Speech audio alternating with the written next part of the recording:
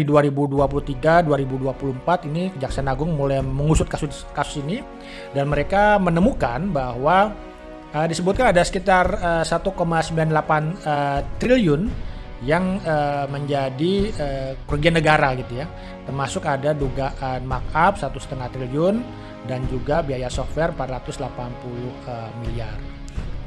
Dalam perjalanannya beberapa staf dari Kemendikbudristek gitu ya kemudian dijadikan tersangka seperti Wahyuningsih, Mulyatsa gitu ya. Dan kemudian di 2025 ini puncaknya pada 4 September lalu Menteri Nadiem kemudian resmi dijadikan tersangka dan kemudian ditahan di Rutan Salemba. Ya, walaupun memang Chromebook ini ya sistemnya ya sama. Jadi dia itu akan bisa dimanfaatkan atau digunakan bila mana memang akses internet itu kemudian terdapat gitu ya, atau ada akses internet. Jadi kalau enggak ya dia agak sulit untuk digunakan secara maksimal. Nah, ini yang menjadi poin kedua kita bahwa karena pada saat itu Indonesia memang masih belum merdeka sinyal kita sebut gitu ya. Jadi memang banyak daerah-daerah yang belum mendapatkan sinyal internet dengan baik atau bahkan tidak ada sinyal. Kalaupun ada sinyal mungkin juga banyak yang sinyalnya lemah sehingga penggunaan Chromebook tentu tidak maksimal gitu ya.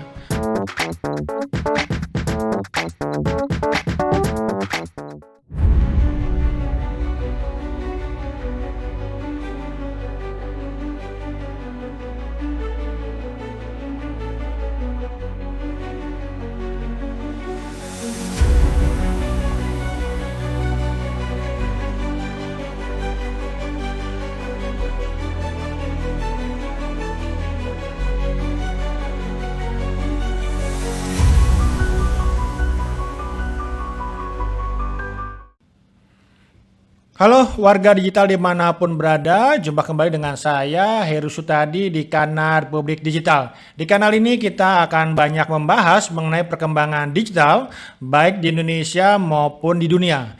Di kanal ini kita akan berbagi opini, berbagi informasi dan juga saling cerita mengenai perkembangan teknologi informasi, kecerdasan buatan, perlindungan data, kemudian juga hal-hal lain yang terkait dengan telekomunikasi, digital broadcasting, kemudian juga tak ketinggalan adalah keamanan siber. Sudah lama juga saya nggak hadir di podcast kita yang tentunya juga ada beberapa kesibukan yang harus saya kerjakan.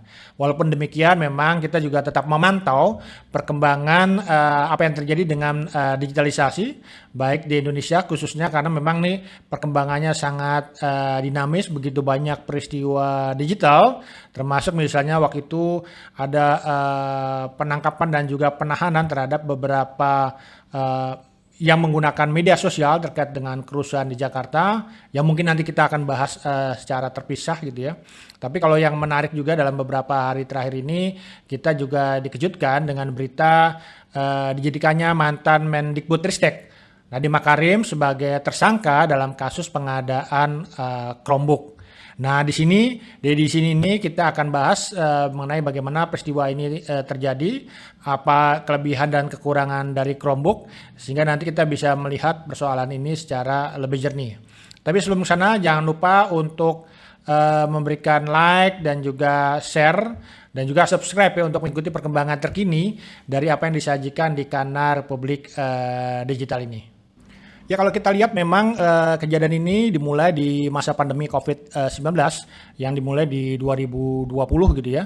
Dimana pada saat itu Menteri Nadiem Makarim yang diangkat sebagai Mendikbudristek untuk periode 2019-2024 memiliki rencana untuk menyediakan laptop yang digunakan sebagai alat untuk pembelajaran jarak jauh.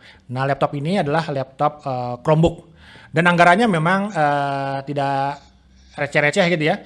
Ini menyedot anggaran sekitar 10 triliun untuk 1,2 juta unit laptop dan perangkat lainnya seperti router dan juga proyektor. Nah, kenapa kita coba telusuri kenapa sih dipilih Chromebook gitu ya? Memang didapatkan informasi bahwa Chromebook ini dinilai lebih murah, kemudian aman, kemudian juga mudah dikelola karena menggunakan teknologi awan atau teknologi cloud gitu ya.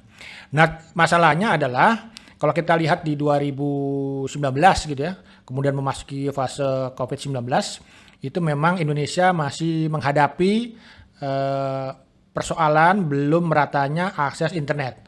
Waktu itu memang hitung-hitungan kita itu ada 12.000 desa yang belum memiliki akses internet gitu ya. Walaupun kemudian dikoreksi menjadi 9.000 desa, dan terakhir itu kalau tidak salah pemerintah melalui Kementerian Komunikasi dan Informatika pada saat itu membangun sekitar hampir 7.000 BTS untuk memberikan layanan internet yang merata ke semua pelosok Nusantara gitu ya. Nah, memang kalau kita lihat juga persoalan ini adalah bahwa selain memang internetnya juga belum merata dan juga memang tidak stabil gitu ya. Karena beberapa data menunjukkan bahwa kecepatan internet di banyak daerah di Indonesia itu ya memang tidak merata, tidak stabil ya, dan terjadi kesenjangan. Jadi kesenjangan antara Indonesia Barat dengan Indonesia Timur, antara wilayah kota dan juga wilayah desa. Ya kalau kita lihat mungkin wilayah-wilayah khususnya wilayah timur itu wilayah Papua apa gitu. Kemudian juga wilayah-wilayah yang 3T ini juga masih mendapatkan kendala gitu ya.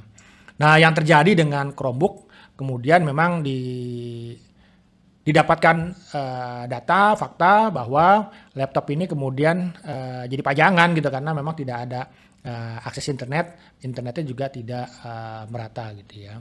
Bahkan sebenarnya juga 2019 itu udah ada uji coba gitu ya, di mana ada 1.000 unit yang menggunakan Chromebook, kemudian hasilnya juga buruk gitu. Nah, kalau kita lihat bagaimana kronologi kasus ini terjadi, ini dimulai di 2019-2020 gitu ya, di mana ada program Google for Education ini dimulai dengan Chromebook sebagai bintang utama. Jadi pada saat itu disebutkan bahwa Menteri Nadiem mengeluarkan aturan resmi untuk pengadaan Chromebook. Nah, anggarannya didapat dari mana? Anggarannya itu didapat dari anggaran negara gitu ya, dari APBN dan juga dana alokasi khusus. Kemudian di 2021-2022 pengadaan dilakukan melalui e-katalog LKPP, di mana di 2021 itu ada sekitar 3,7 triliun yang dipakai untuk pengadaan 284.147 unit laptop gitu ya. Ya memang ini juga publik sudah mulai curiga karena kalau dihitung-hitung itu harga per unit dalam kontraknya itu bisa sampai 10 juta. Nanti kita akan cerita berapa sih real harga dari Chromebook gitu ya. Kemudian di 2023-2024 ini Kejaksaan Agung mulai mengusut kasus ini dan mereka menemukan bahwa disebutkan ada sekitar 1,98 triliun yang menjadi kerugian negara gitu ya. Termasuk ada dugaan markup 1,5 triliun dan juga biaya software 480 miliar. Dalam perjalanannya beberapa staf dari Kemendikbudristek gitu ya, kemudian dijadikan tersangka seperti Wahyuningsih, Mulyatsa gitu ya. Dan kemudian di 2025 ini puncaknya pada 4 September lalu Menteri Nadiem kemudian resmi dijadikan tersangka dan kemudian ditahan di Rutan Salemba. Kejaksaan Agung mengatakan bahwa Nadiem memiliki peran besar di mana dia yang mengarahkan proyek ini. Meski disebutkan tidak langsung menerima uang, tapi juga ada stafnya sampai saat ini juga tetap buron. Lalu apa yang menjadi atau membuat kasus ini menjadi panas dan kontroversi? Karena betapapun juga memang sebenarnya ya baik-baik saja gitu ya menyediakan laptop untuk siswa-siswa dalam melakukan pembelajaran jarak jauh yang memang pada saat itu kita menghadapi penyakit atau wabah dari COVID-19 yang membuat juga banyak siswa terpaksa harus belajar dari rumah gitu ya. Nah, kita coba telah lebih jauh. Yang pertama itu memang diindikasikan bahwa terjadi markup dalam proyek ini yang disebutkan oleh Kejaksaan Agung gitu ya. Jadi memang kalau kita melihat harga kontrak per unitnya itu sekitar 6,8 juta sampai 10 juta. Nah, coba kita pengen tahu harga Chromebook itu standar di pasaran itu berapa gitu ya. Nah, dari penelusuran yang kita lakukan, harga Chromebook pada saat itu memang variatif. Antara 2 sampai sekitar 5,8 juta rupiah. Apa yang membedakannya? Yang pertama itu tentu adalah brand. Ini yang mengeluarkan ini brand siapa gitu. Kemudian kedua adalah fitur-fiturnya, kapasitasnya dan juga kemampuan dari Chromebook tersebut gitu ya. Ya walaupun memang Chromebook ini ya sistemnya ya sama. Jadi dia itu akan bisa dimanfaatkan atau digunakan bila mana memang akses internet itu kemudian terdapat gitu ya. Atau ada akses internet. Jadi kalau enggak ya dia agak sulit untuk digunakan secara maksimal. Nah ini yang menjadi poin kedua kita bahwa karena pada saat itu Indonesia memang masih belum merdeka sinyal kita sebut gitu ya. Jadi memang banyak daerah-daerah yang belum mendapatkan sinyal internet dengan baik atau bahkan tidak ada sinyal. Kalaupun ada sinyal mungkin juga banyak yang sinyalnya lemah sehingga penggunaan Chromebook tentu tidak maksimal gitu ya. Bahkan juga dengan internet yang lelet, kemudian gurunya kurang pelatihan ya seolah-olah jadi kita hanya mengirimkan perangkat canggih ke pelosok tapi ini tidak dapat dimanfaatkan secara baik karena sinyalnya nggak ada gitu. Nah ini yang memang juga menjadi temuan oleh Kejaksaan Agung bahwa proyek ini siapa yang memuluskannya gitu ya. Nah ini yang kemudian Mendikbudristek pada saat itulah yang disebut memuluskan proyek ini dengan mengadakan pertemuan dengan Google. Walaupun memang juga Google mengatakan bahwa mereka nggak terlibat langsung, semua dilakukan melalui reseller resmi gitu ya. Nah kemudian juga kalau kita melihat memang ini juga kasusnya sedang masih nanti perlu dibuktikan di pengadilan, ya kita juga harus mengedepankan ajas praduga tak bersalah gitu ya. Sampai nanti pengadilan membuktikan bahwa yang bersangkutan itu bersalah. Tapi memang ketika kita memilih Chromebook ini juga pada saat itu juga saya sudah mengatakan bahwa apakah memang penggunaan Chromebook ini merupakan pilihan yang tepat.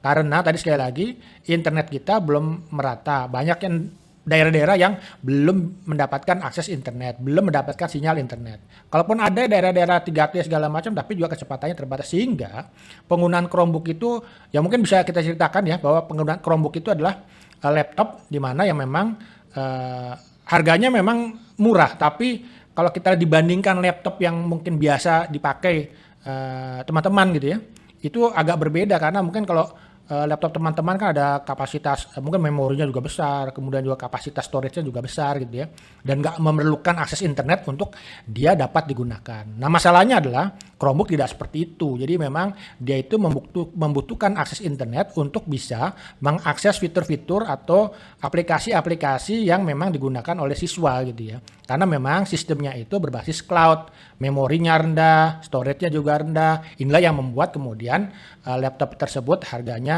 murah. Nah persoalan tadi, ketika misalnya kalau kita menggunakan laptop biasa nggak ada internet, ya kita tetap bisa menulis, bisa mengetik, bisa bekerja gitu ya. Ya mungkin kalau misalnya internetnya lemot apa, ya kita tetap bisa mencari walaupun agak lama gitu. Nah masalahnya untuk daerah-daerah yang sangat jauh dari ibu kota Jakarta, di daerah-daerah terpencil, daerah 3T, apalagi di puncak-puncak gunung, di Papua gitu ya. Nah ini kan juga tentu menjadi kendala di mana akhirnya perangkat tersebut tidak dapat digunakan secara baik dan tentu maksimal. Nah ini yang menjadi persoalan ketika kita menggunakan Chromebook. Jadi memang ketika Chromebook dipilih ya memang ini sudah menjadi tanda tanya gitu ya. Walaupun di sisi lain, jadi aku atau tidak bahwa Chromebook itu memang murah. Nah murahnya seberapa murah? Nah, tadi kalau kita cek harga-harga Chromebook di sekitar 2021-2022 itu sekitar 2,5 sampai 2 bergerak 2 antara 2 sampai 5,8 juta rupiah, di mana pada saat itu laptop-laptop yang biasa kita gunakan gitu ya itu berkisar antara 7,5 sampai 10 juta gitu. Saya pernah beli itu 7,5 juta itu udah ya cukup bagus ya, udah i5 segala macam dengan storage juga yang cukup besar gitu ya. Ya semua bisa dilakukan tidak harus online tapi juga dengan offline. Nah ini yang kemudian juga menjadi problem ketika misalnya harga Chromebook itu disamakan dengan laptop yang memang harusnya itu berbeda karena speknya berbeda gitu. Nah kemudian hal lainnya adalah bahwa kalau kita memiliki laptop bisa katakanlah basisnya Windows gitu ya atau macOS kan gitu ya. Ya walaupun memang macOS pun juga masih terkendala tapi paling tidak mereka kan sistemnya sudah ya kita bisa mendownload beberapa aplikasi yang memang bisa kita manfaatkan langsung gitu kan. Nah sementara problem di Chromebook itu ya memang interoperabilitas dari sistem-sistem lain, terutama yang Windows, basis Windows gitu, ini juga menjadi problem, sehingga memang harus layanan-layanannya, fitur-fiturnya, aplikasi-aplikasi memang aplikasi yang memang sudah disediakan khusus untuk Chromebook gitu ya. Jadi persoalan interoperabilitas juga menjadi catatan ketika kenapa Chromebook itu dipilih gitu. Ya sebenarnya kalau kita melihat e-katalog LKPP ini memang merupakan sebuah terobosan. Karena kalau kita menggunakan metode pengadaan barang dan jasa yang sebelumnya, itu kan prosesnya lama, ada pengumuman dulu, kemudian juga dilakukan seleksi, 1 amplop, 2 amplop, kemudian terpilih pemenang, ada negosiasi juga, kemudian setelah itu juga dilakukan ada juga masa sanggah segala macam yang mungkin udah hampir final, kemudian ada sanggahan, batal lagi gitu ya. Memang prosesnya agak panjang kalau kita menggunakan sistem pengadaan barang dan jasa yang sebelumnya banyak dilakukan. Nah dengan e-katalog ini sebenarnya kan ketika ada produk ada di e-katalog, kita bisa memilih nih produk ini mau diambil dari mana, produk yang mana, spesifikasi seperti apa, harganya berapa gitu ya. Jadi memang ini transparansi memang terjadi ketika kita menggunakan e-katalog. Cuman memang yang mungkin ini juga menjadi bagian dari apa yang dilakukan Kejaksaan Agung ya, memastikan bahwa harga yang kemudian tertera atau terjual tersebut ya memang sudah dilakukan peningkatan daripada harga yang biasa. Karena memang tadi sekali lagi kalau kita perhatikan itu kan dengan rata-rata harga 6,8 juta pada saat itu kan memang angkanya bergerak nih, tergantung spesifikasi, tergantung juga brandnya mana, sehingga ya ada yang 2,5 juta, ada yang mungkin juga 5,8 juta gitu ya. Ya tergantung kita memilih yang mana nanti produknya gitu loh. Nah ini kalau misalnya memang produk tersebut adalah murni tanpa ada markup, ya ini menjadi bagian yang memang tujuan dari diadakannya e-katalog gitu ya. Tapi kan kita nggak tahu apakah memang sebelum ditampilkan di e-katalog harga tersebut sudah dinaikkan di atas harga pasar atau seperti apa ya. Ini yang kita nantikan dan kita tunggu di pengadilan tentunya gitu ya. Karena kita juga perlu mendapatkan informasi yang lebih jelas ini kejadian realnya itu seperti apa, karena LKPP dengan e-katalognya memberikan transparansi sepanjang memang harga tersebut kemudian juga harga yang memang bahkan lebih murah gitu ya, tidak seperti harga yang di pasar, harusnya kan seperti itu. Cuman memang juga tadi kalau kita lihat penggunaan Chromebook segala macamnya juga menjadi hal yang juga tentunya kita pertanyakan bersama kesesuaiannya dengan kebutuhan sekolah pelajar di Indonesia pada saat itu. Oke guys, warga Republik Digital, itulah cerita lengkap kasus Chromebook yang bikin heboh. Jadi kalian ikut tim mana nih? Apakah tim Chromebook atau tim Kejaksaan? Tulis komentar teman-teman semua di kolom komentar dan jangan lupa share video ini biar kita semua tahu bagaimana realitas dari kasus ini sehingga kita bisa bersama-sama juga untuk mengawal bagaimana pemberantasan korupsi di Indonesia. Terima kasih yang sudah nonton dari awal sampai akhir. Sampai jumpa di video berikutnya yang tak kalah penting dan juga menarik. Salam sehat untuk Anda semua.